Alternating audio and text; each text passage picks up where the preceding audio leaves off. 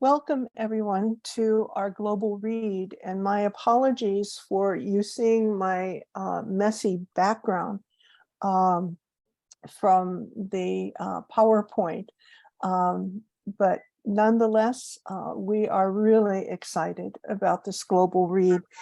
In fact, it's to a certain extent bringing together the Charter for Compassion family and the kinds of partners that we have brought into our little sphere of the world, and hopefully we have been introduced to their areas as well. Ironically, when I first came to the Charter for Compassion, one of the first people that I met, and she probably doesn't even know this, was Marina. Because I went off to London to meet the founder of the Charter for Compassion and give a presentation on the Charter. And Marina was there at the workshop. So ever since then, we've had a relationship with the Forgiveness Project, of which she is the founder. And then my association with Andre LeBlanc happened because of the horrible September 11th tragedy, and meeting the wonderful organization, the Families for a Peaceful Tomorrow. And Andrea has been kind of our guiding light and one of the connectors to the circle of families and the Peaceful Tomorrows group.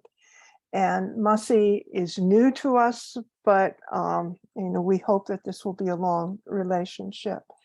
The global read is something that we do once a month, and Forgiveness is Really Strange is our book that we will be concentrating on for the next hour. And I've already said that the co-authors, Masseen Noor and Marina Cantacuzino, will be the featured speakers. I'm going to turn this over to Andrea LeBlanc, who's going to be the facilitator. And I understand that she has a couple dogs in the background, and so she's been trying to keep them quiet. But just in case you hear them, no worry. We always welcome dogs, cats, and other animals as well. So Andrea, it's now in your hands. Thank you, Marilyn. It is a really great pleasure for me to be a part of this event. I have, as you said, known Marina for, well, since 2004, when I first saw the Forgiveness Project, and I'm very pleased that we are now sharing this webinar. And again, Marina has graciously done a number for Peaceful Tomorrow's webinars, and I am looking forward to a new relationship, a new friendship, and a working partnership with Masseen. We all seem to have the same, we seem to be on the same path. And it's lovely to have people to walk shoulder to shoulder with. I will very briefly tell you, give you a little idea who these people are, and then I'm going to ask them to flush it out. Masseen Noor is a social psychologist in the School of Psychology at Keele University in the UK. Since his PhD doctoral training, he has dedicated his research to investigating how victims of violent conflicts respond to their suffering, and how their responses in turn shape or hamper opportunities for peaceful conflict resolution, or at least coexistence. In doing so, he's contributed to the pioneering research in the role of forgiveness in violent intergroup conflicts, and something I'm really kind of interested in, and made the discovery of the phenomenon that he has coined intergroup competitive victimhood. Very new to me. Masseen is co-editor-in-chief of the European Journal of Social Psychology. He's the co-founder of the Forgiveness Toolbox and a co-author of the stories and science-based illustrated book, Forgiveness is Really Strange, which is what we're talking about today. Masseen was born in Afghanistan and due to the war had to flee to Germany at the age of 10. He also spent some of his youth, his young adulthood in Belfast, Northern Ireland, where he was involved in youth and community work across the sectarian divide caused by the Northern Irish conflict. Marina is a journalist, or I don't know if you still consider yourself a journalist officially, but started out that way in the UK, who founded in 2004 the Forgiveness Project and created the F-Word exhibit, which relates the personal stories of people, both victims and perpetrators, whose lives are affected by various forms of violence, but who chose to find alternatives to revenge and hatred, and hopefully break the cycles of vengeance through nonviolence and restorative justice. Marina is the author of a number of books, one of which is yet to come out, I think soon to come out this year, called Forgiveness and Exploration. She also is the founder of the Restore program and holds an annual lecture series, which I think is always in London. All of these things I hope we will learn more about in the next hour. It intrigues me that these are two people who have pretty much devoted their lives, at least in the last many years, to the pursuit of understanding forgiveness. And it's intriguing. Why is that? How did that happen? So if, I don't know who wants to start, but Marina, why don't you tell us how that happened? Thank you, Andrea. And it's great to be here. And I just wanted to say also that I'm actually in the sort of darkest, well, the darkest Tuscany, actually. It's very bright, but I'm up in the woods. And if my internet goes off, I'm just going to take my camera off. So I just want to tell people that that's why, if you don't see my face anymore, because the internet's a bit unstable. But I got interested in forgiveness really at the time of the Iraq War. As a Londoner, I went on the march, was furious against the Iraq War, the imminent invasion. I was convinced the harder you come down on people, the more they regroup and reemerge in a more resistant and angry manner. And so as a journalist, I decided in the work that I was already doing on the side as a private project to try and collect stories, which I saw very much as countercultural at the time, stories from people who had been victims of atrocity and violence, but who had not gone down the revenge, retaliation route, and instead had embraced maybe forgiveness or empathy, compassion, reconciliation. But so I wanted to find these stories. I was desperate to create a different kind of narrative, really. And I didn't know what would happen to them. It took a year. I was working with a photographer. He took the photographs and I did the interviews.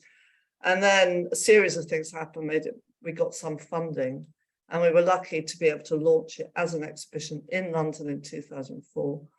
And I called it, I was interested in empathy and compassion and forgiveness, but forgiveness particularly because it was such a sort of gritty, difficult subject, which people just couldn't really agree on. And I called the exhibition The F Word, which is still being hired out around the world today, and there's one in America as well that gets used. And I think actually Louisa Hext is here on this webinar who looks after the exhibition in America. It's called The F Word for obvious reasons. It was phenomenally successful. I thought my life would go back to journalism, but it didn't. I think people saw this as a real, stories of hope in a very bleak time. And that's what led me to found the Forgiveness Project, which uses stories to explore all these issues. And because I've always had the conviction that people's beliefs and biases will only shift when we hear the stories of others. And because of the success, not because I planned anything or ever thought I want to work with forgiveness and I want to do it for the rest of my life, but really the subject wouldn't let me alone. And so 18 years later, here we are, and the Forgiveness Project continues, does lots of interesting work, which maybe we'll come to talk a bit about later, but essentially that's what I do. And I also make I'm the founder, I'm not the CEO anymore. I make podcasts, I did a BBC series. The book actually, Andrea, has been published in the UK last week. And I continue to be fascinated by this subject. It was lovely to be able to talk about the book that Masseen and I wrote, and I think it was published in 2018. Masseen, over to you. Thanks, Marina.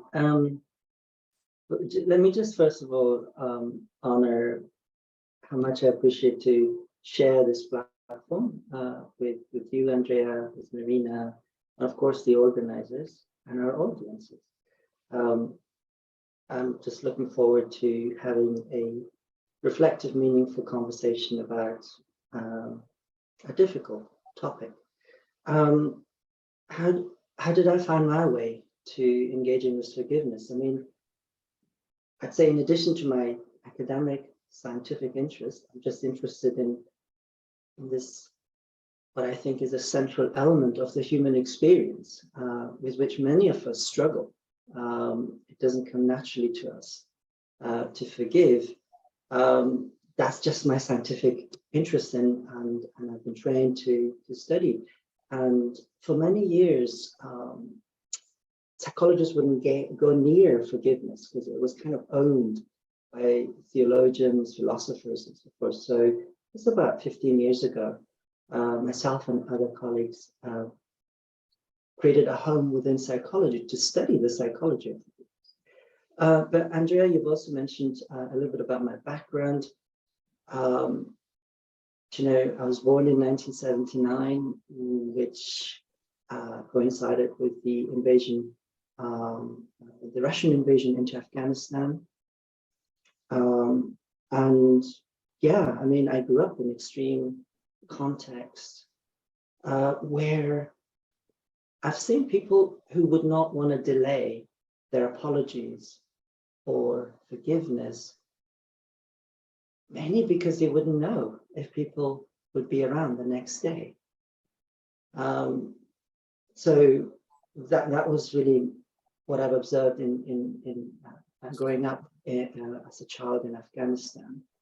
And then coming to Germany and then spending my formative years in Northern Ireland, it kind of introduced me to the different dimensions and complexity and the messiness of forgiveness. So I'll just limit my comments to that for now. Thank you both. Really very interesting to me. I would love to pursue it further and know more. I am interested also in why you chose to write this very precious little book, which is unlike any book I've ever read and deals with a very formidable, complex topic in a very almost spare, minimalistic way.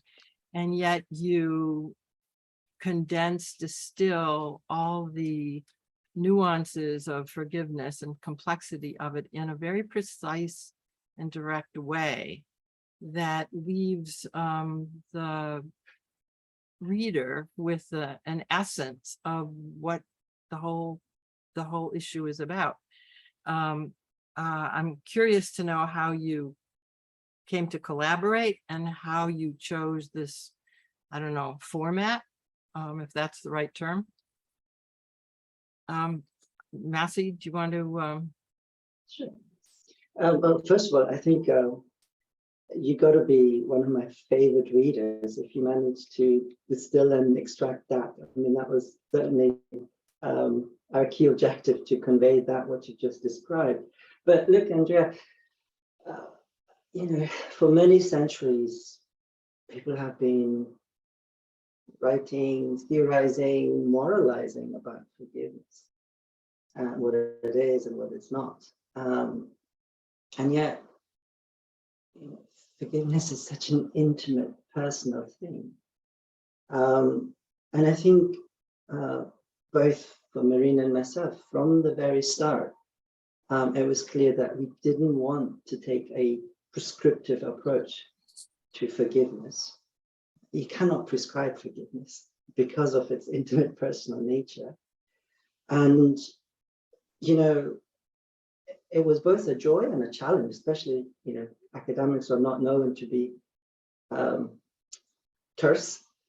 So to take up that challenge, to choose a very terse language, few words, but also to make usage of images and stories, to precisely overcome that potential prescriptive nature of the book. It's more suggestive. It's more exploratory. So, and that's at least my hope, that readers will find it engaging and feel motivated enough to explore the topic and its layers and dimensions, but should not really feel that they should forgive whatever they want to explore to forgive. How about you, Marina? Yeah, and just to answer, I agree with all that, Massey. Just to answer Andrew's question, how we came to do it. I mean, you came to see me in my office in about 2006, I think. And we had an immediate sort of connection and kept in contact, you know, not that often over the years, I think. And then after a few years, we created, through your idea, the Forgiveness Toolbox. Massey said he wanted to analyze the stories and see what key components or skills or attributes people had and brought to this thing that was forgiveness. So we did that together. And in a way, this book came out of the toolbox, didn't it? And it is the Strange series precedes us. There is a book called Pain is Really Strange, Anxiety is Really Strange, and then came Us. Forgiveness is Really Strange. And they're called graphic novels. Obviously, they're not novels, but these short, pithy books where the images really do all the heavy lifting. And we should really mention Sophie Standing, shouldn't we, Assie, who was a key part of the process. And I think we had at least 3 long meetings and endless emails going to and fro. And I have to say, it became very clear to me early on that Massey was far more visual than I was. She was brilliant, Sophie, at coming up with these incredible images that said at least half of what we wanted to say. You know, they said it, because these books have to suggest more than they assert, the graphic books. And Massey was very good at being able to, sometimes she got stuck. She was very good though. And Massey, I was pretty hopeless, I have to say. I realized I'm just, you know, it's not a skill I particularly have, but Massey was great, and he would always suggest ideas for images. And then in the writing, we just honed and honed and honed. And the first draft more or less got sent back because it was too long. I mean, I read a quote that Mark Twain once apologized for writing a long speech because he said he didn't have the time to write a short speech. And that made perfect sense to me, because it took, you know, I'm sure people think this book, literally, we could have sat down and written it in a weekend, Massey. You know, it just so wasn't like that. Cutting, pairing. But it was a perfect partnership, I think. And also, Assie was also very good on bringing bits of humour into it, which was needed. And you know, I think it worked. The idea was to go deep, but be simple.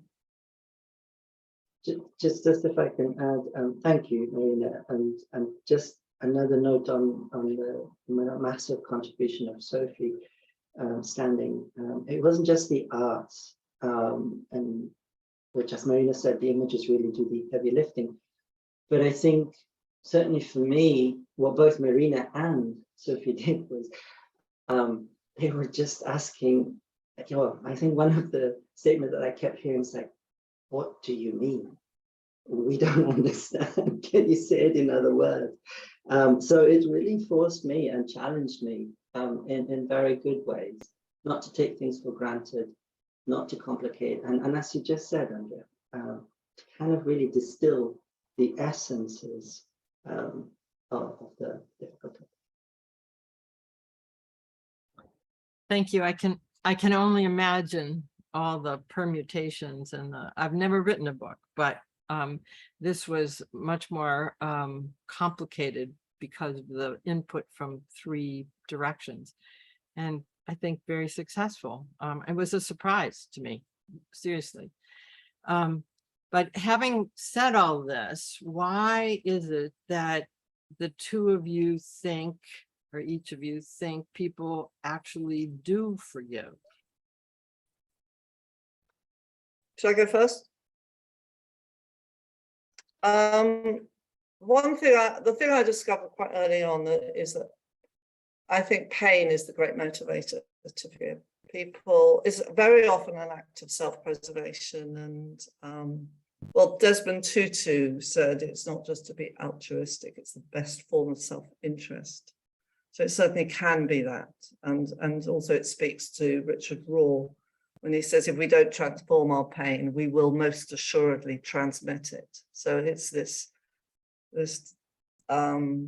desire to transform pain, essentially, and forgiveness comes within that territory.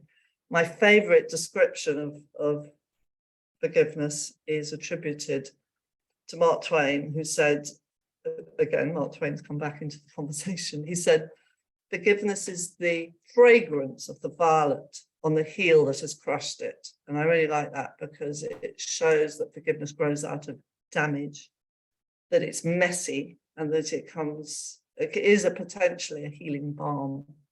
So pain is one reason. Another reason that I've heard a lot of people say is that they don't want to be like the person who's created the harm in their life, and they are going to do everything to make a sort of completely opposite life to that. And one example, recent person that I interviewed was Figan Murray, whose son was killed in the Ariana Grande concert in Manchester.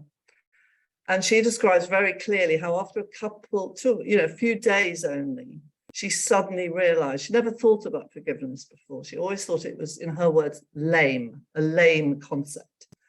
And then suddenly she realized she had to demonstrate the values that were so lacking when her son was killed.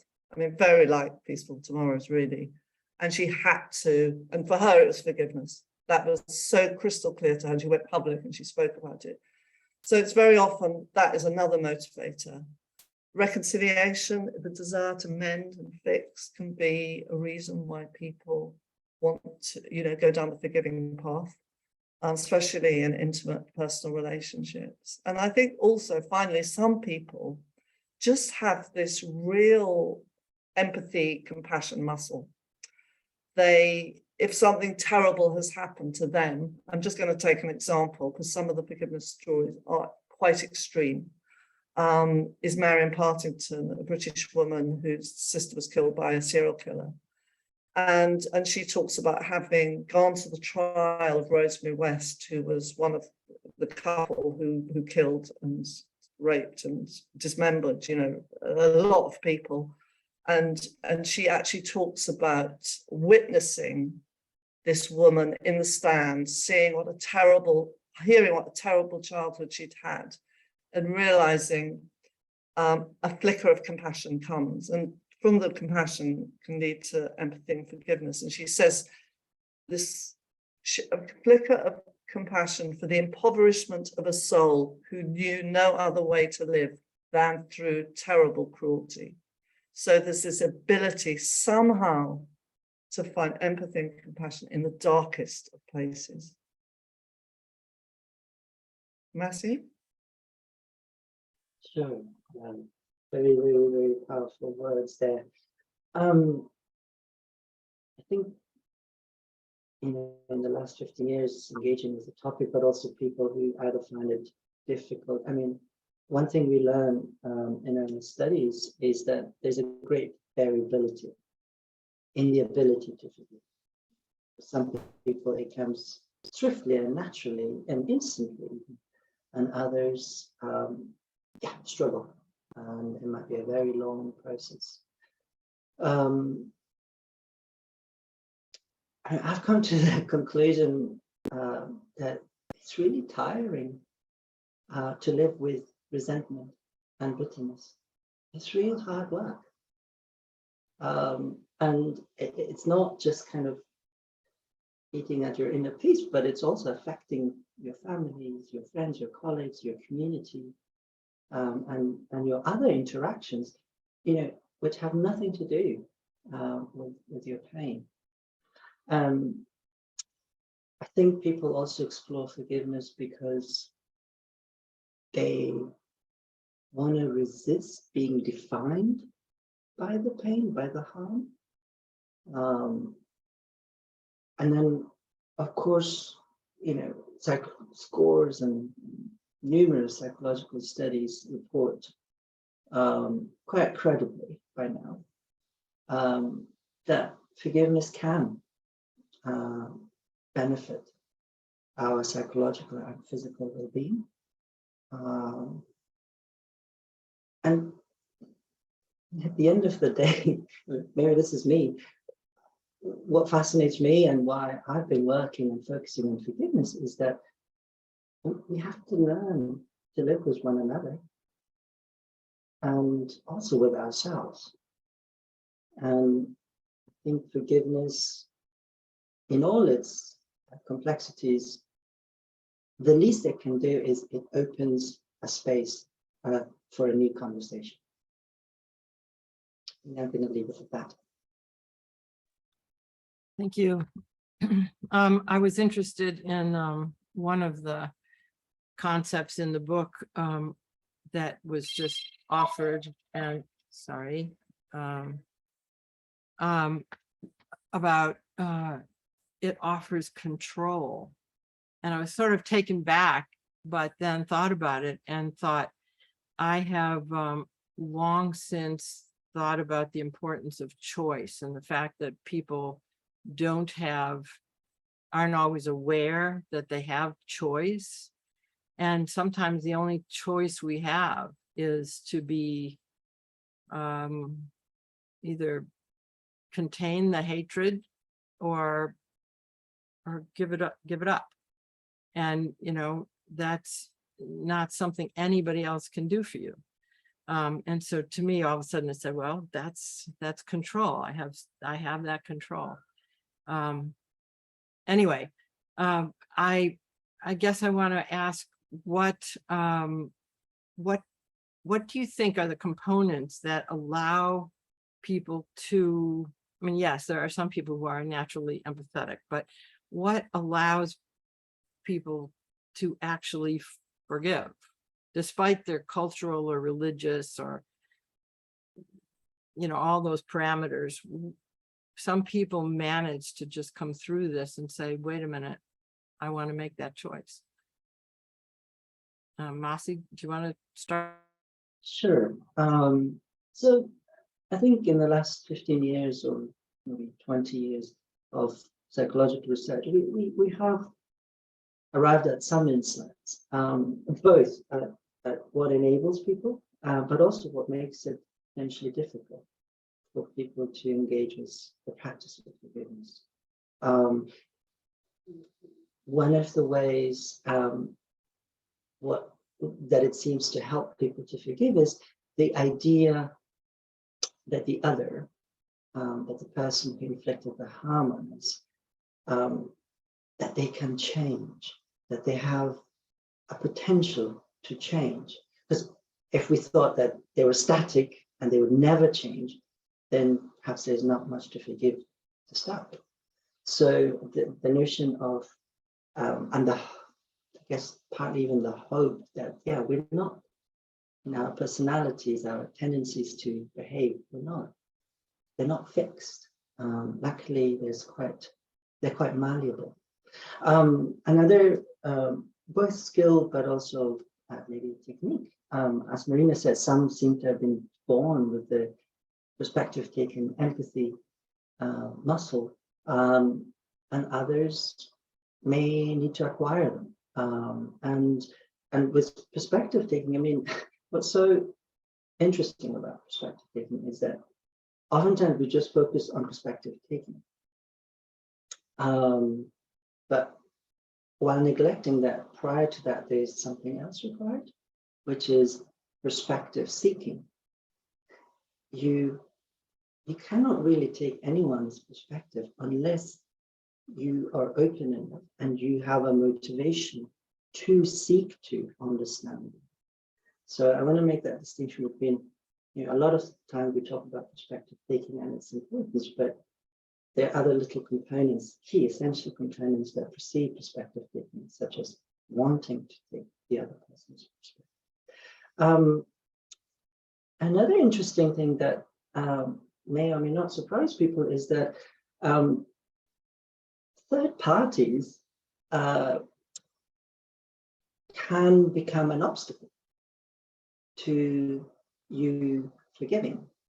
To explain, it's we found colleagues have found in their studies that when we hear, say, about a friend or a sibling's partner cheating, that as third party, we are much harsher and less willing to forgive than the first-hand victim. And that may partly have something to do with, our need to protect our sibling, our friend, but also to do with the lack of access into the richer inner world of the other person, the perpetrator, the offender. And then there's a final idea, is that accepting responsibility. Now, let me clarify that a little bit. So research shows that the more we're willing to look into what our role was in the offense and how I might have contributed, or people who are associated with me might have contributed to the situation, it does seem to make people more forgiving. But of course, you have to really watch. There's a fine line between accepting responsibility and blaming yourself. Just a final note on that. There is no expiry date on forgiveness. It's these are some techniques, and some are more ready than others. But I think the door to exploring forgiveness is always half the job.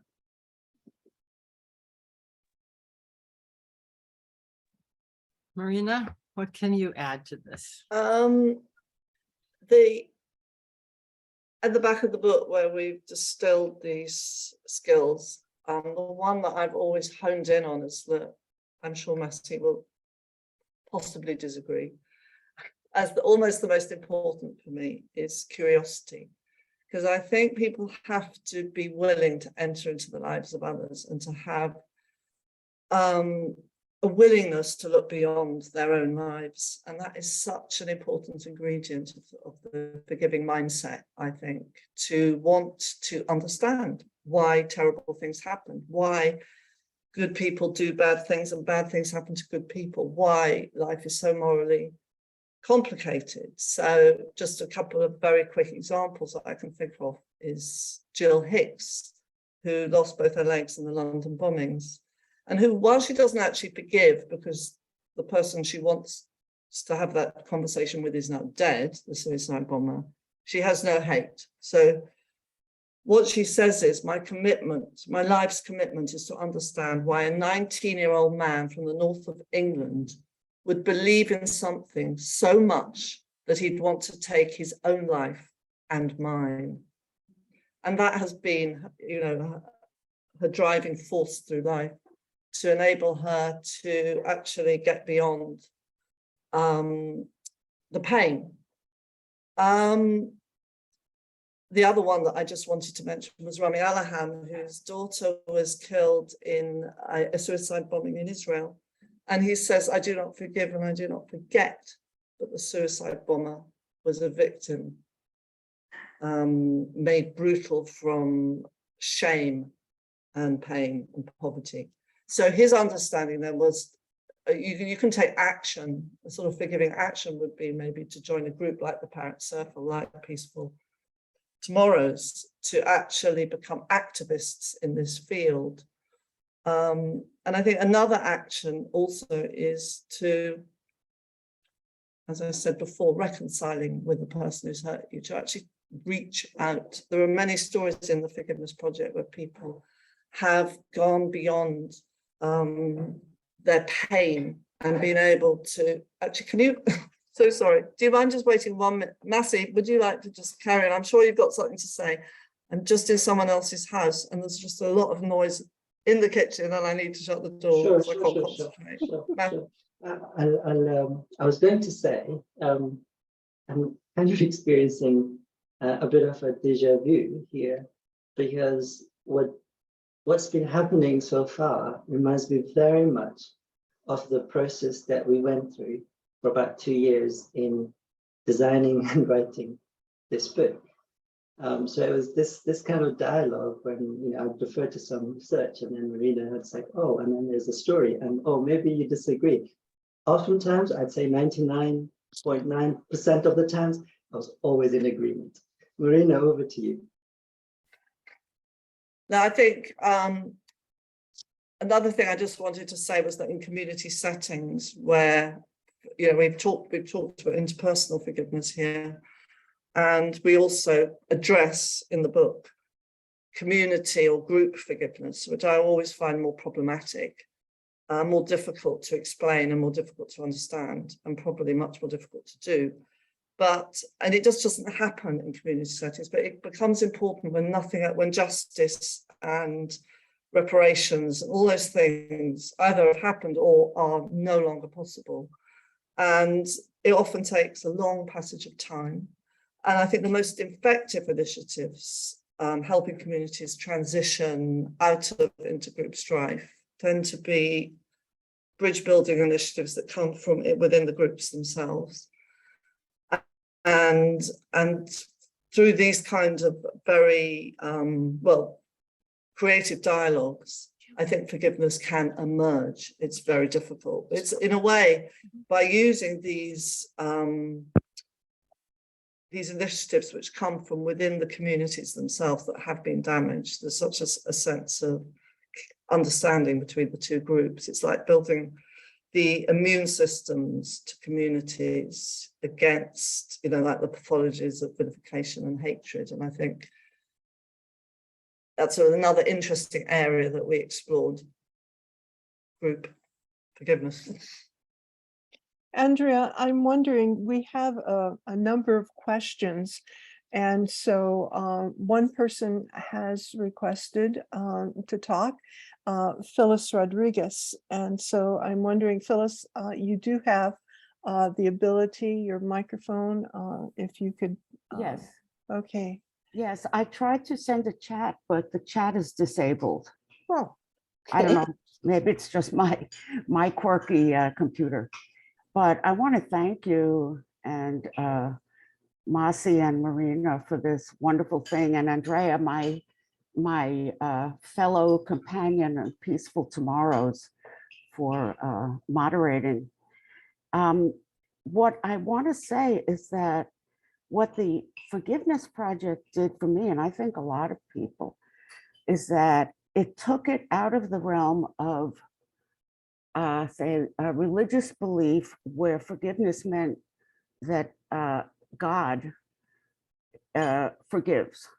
God will forgive.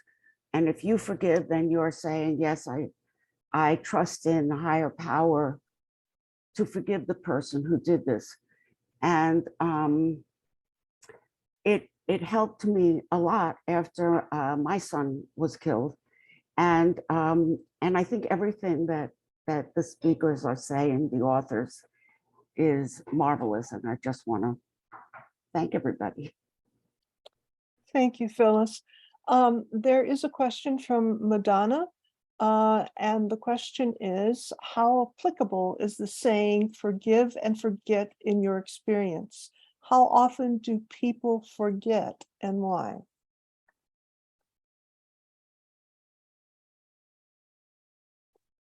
Oh, Massey, would you like to address that? Sure. So from a scientific point of view, there's some interesting research. More the other way around, actually. Well, that things that are perhaps easily forgivable then also are more easily forgettable. But certainly we have yet to fully understand the causal relationship between forgiveness and forgetting. So here's me talking as a scientist. I as a person, as an individual with multiple social memberships, ethnic membership, political membership, I have a concern about forgetting. I think it's really important to sensitively and appropriately and to commemorate, to acknowledge. Not least so because we need to keep history's lessons alive and convey them to the next generation, not to necessarily continuously induce guilt in the offenders and perpetrators and their descendants, but that's our common history, and it is interesting if you look at victimhood at a global perspective, from a global perspective. I mean, it's really interesting, it's just even from a media's point of view, whose suffering is reported, depicted, remembered, and whose isn't. I just had last semester a short sabbatical, for which I was really, really grateful because finally I had time to read outside psychology, and I can strongly recommend Judith Butler's latest book, The Force of Nonviolence. And in there, she discusses this very interesting concept of grievability. Who is grievable? And is there a metric? Are some people more grievable than others? And she defines grievability in her own beautiful, vague, philosophical ways. But what I got out of it was that people who are grievable, they are safeguarded even before they're harmed. And if they are harmed, if their lives are lost, then it's acknowledged and remembered and commemorated. But what about people and groups and their multiple, within our societies, but across the world, atrocities that we don't write about or study or talk about? So I don't know if I've answered the question. I don't think there is an answer, but these are some thoughts. I'm Marina? wondering, okay, I'm sorry. Marina, do you want to respond to that as well? Only very briefly, because I agree with everything Massey said. I do think forgive and remember is, would be more appropriate in most cases. However, with the smaller grievances and resentments and little grudges and family rifts and, well, arguments that we have, I think if we don't, the little ones I'm talking about, if we don't forget them after a period of time, probably means we haven't forgiven. So I do think it's very appropriate saying all those very minor little skirmishes that we have that one day might feel terrible, but then, a year later someone says, do you remember that? And you can't even remember what it's about. That's where that's useful. Okay. There is a comment and a question, and I think that Massey, you have a small PowerPoint that might help answer this question. And the observation is that the book is listed for the group age of 13 to 17, and here we are. talking about the book, and in the spirit of the graphic novel, which I just absolutely love, because it's for people who are visual, who really want to understand and get down to the basis, the roots of an issue. I think that the forgiveness is really strange, is extraordinary. So I say, okay, for 13 to 17-year-olds, but boy, it's great for people who are over 50 as well. So I don't know if you want to show the PowerPoint at this point or not. I think, sorry, well, maybe I'm Julia. I think, if you have no more questions, I'm happy to share the slides. Yeah, one of the questions is the whole subject of when forgiveness is not appropriate. Is it just always to be sought after or attempted, or are there times when it just isn't an appropriate, I don't know if I want to call it emotion or action or decision? I think it's a process, but, and it could be that it's about timing, that at some point there's a more right time than other times to forgive. And I'm not sure either, which is, I don't know, maybe a separate thing, that is it, I never have felt like someone had to come and ask my forgiveness. That wasn't, it was more about what came from me, not being elicited from someone else. And anyway, if you want to have some insights here, I'd be grateful. Yeah, I think I'm particularly interested in what I call I've got a chapter in my recent book called The Dark Side of Forgiveness. And there is a dark side. If forgiveness comes around justification, obligation, or coercion, if it becomes kind of tyranny. If you make forgiveness a duty, it ceases to be helpful. So it's a choice. It's very personal. One day you might forgive, the next day you might, hate all over again. That's the reality. And I don't think anyone should be persuaded to forgive. I mean, that's so deeply unhelpful. We've had some research in the book about abusive partners. It's like so much research is very, very obvious. Like the more you forgive abuse, the more likely it is to continue. The other interesting thing I read recently, I was reading Ta-Nehisi Coates' wonderful memoir, Between the World and Me. And he talks about his friend, Prince Jones, who was killed by the police in America, and how some of the black community were very quick to forgive. And he says, I do not believe in forgiveness. And what he talks about is, by forgiving, he would be simply condoning a rotten system. So I think these arguments are really important, and these points are very important to bring forward. Massey, have you got something to add? Yeah, maybe briefly. Sorry, can I just, before that, just acknowledge Phyllis's presence, but also her lovely comments. Just wanted to share with her that I do, that I really appreciate what you said, and also the kind of readers like yourself, it just makes the whole topic more real. It's not just an abstract, academic topic to study, but when lives are really, really affected by the topic, it just makes my day. So thank you for that contribution. With regard to the specific question, I mean, yeah, I agree with Marina totally.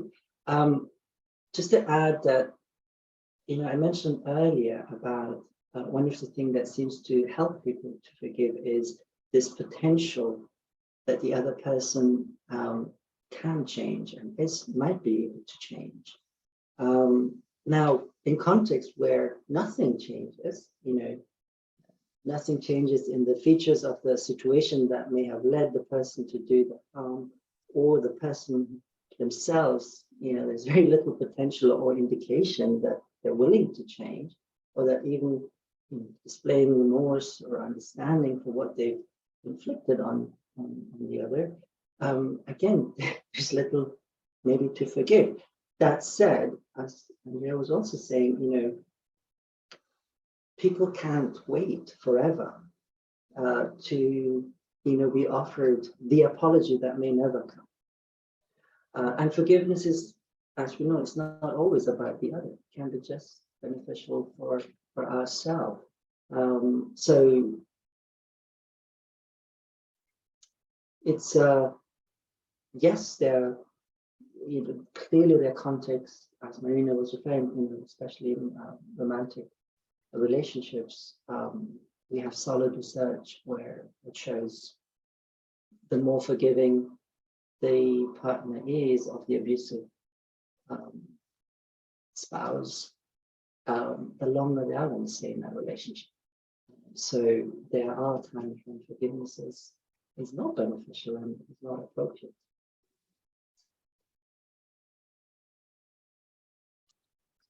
I would think there might be a difference too, that you, in say an abusive relationship, you can try to understand that, maybe forgive it, and remove yourself from it. I think it's different if you say, I forgive you, and just stay put and change it. That's very true, Andrew. And Desmond Tutu always used to say you can forgive and release a relationship, or forgive and renew a relationship. So that's an important caveat. I just want to come in and say we have only a few minutes left.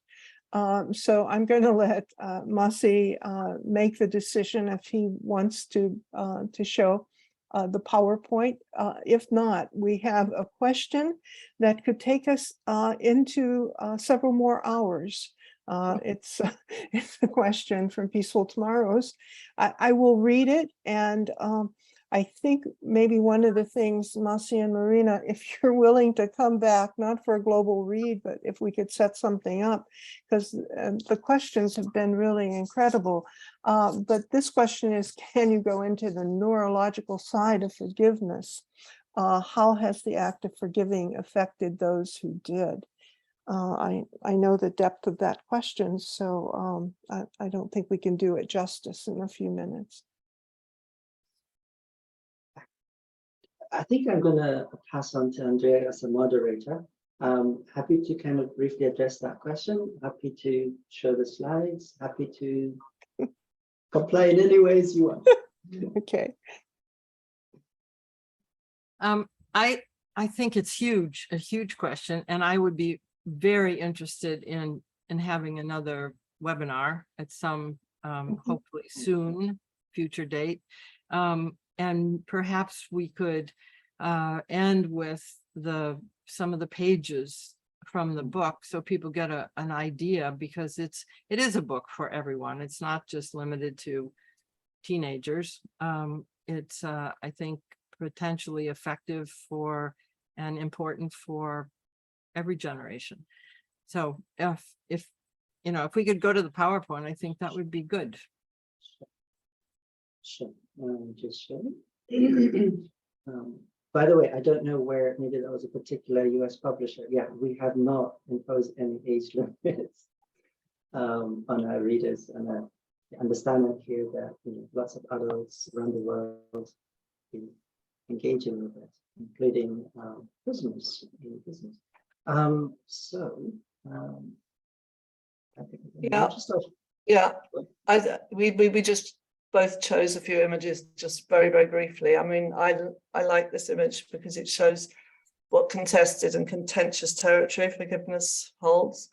Those who believe it's conditional and others who believe it's unconditional, a word that's hard to define, that's messy, painful, yet transformative, and multifaceted, multi-layered, not always welcome, open to interpretation. I think that image kind of shows that.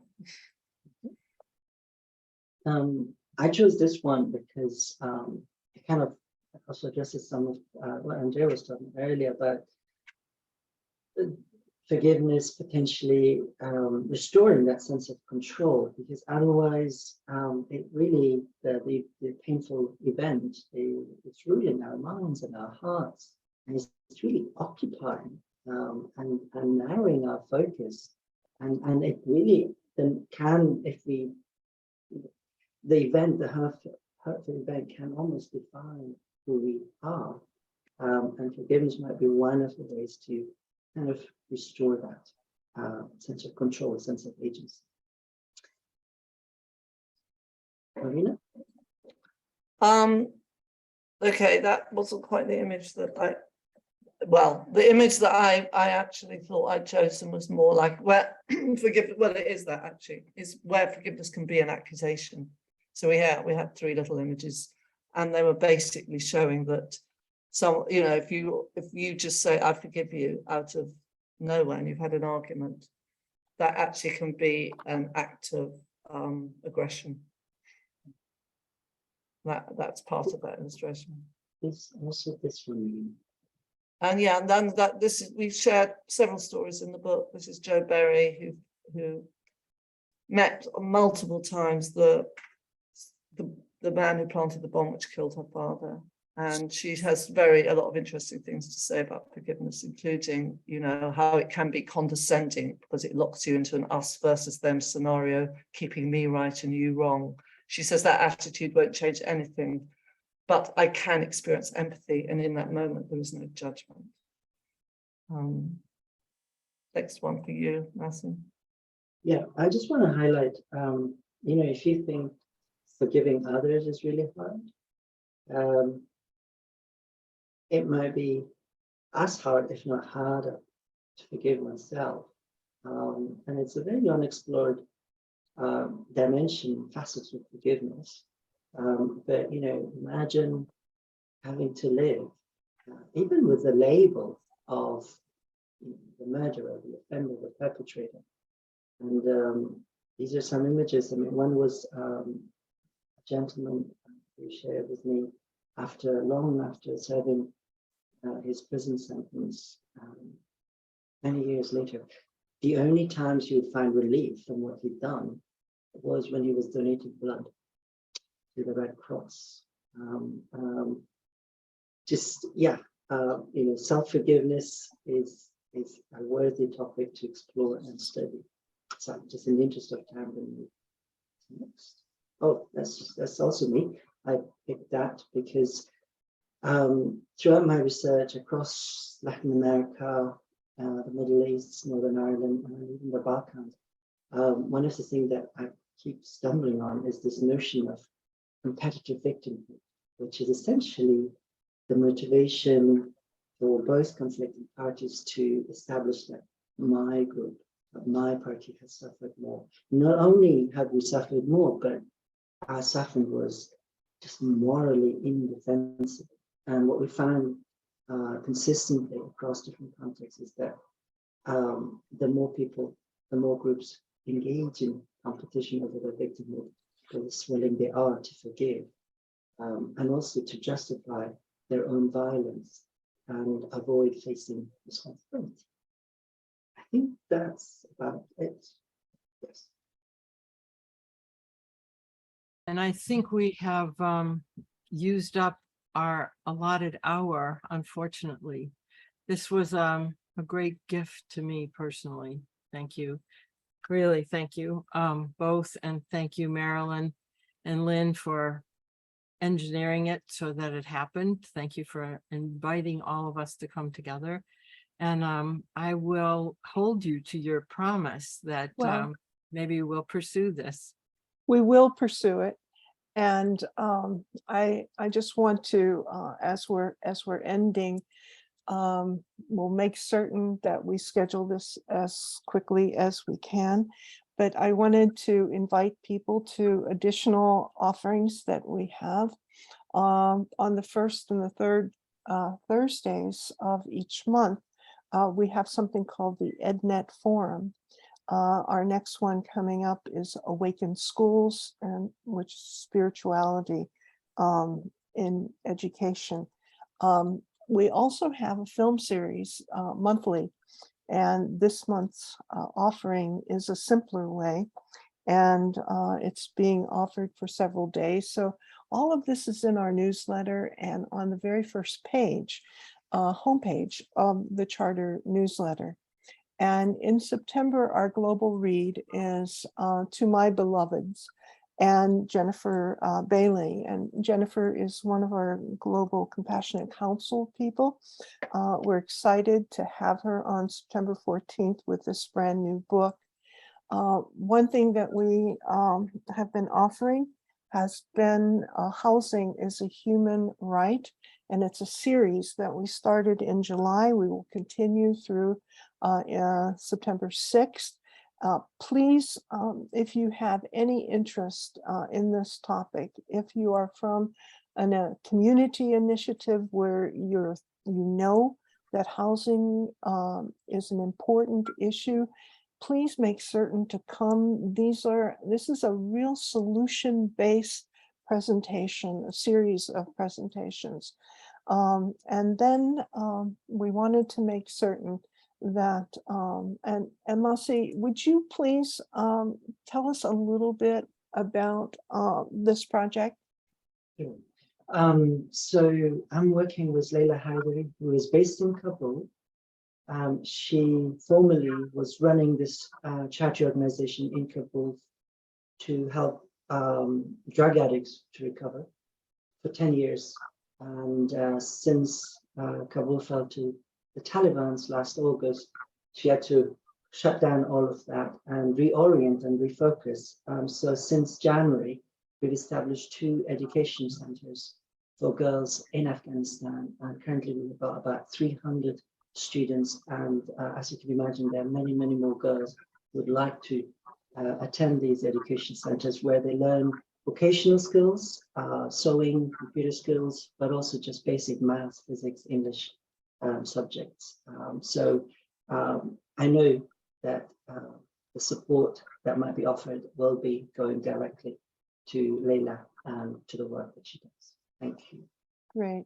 Thank you so much, everyone. We will make certain that we put this in our latest newsletter, which you would be receiving next week, just in case you hadn't had a chance to write down the URL here.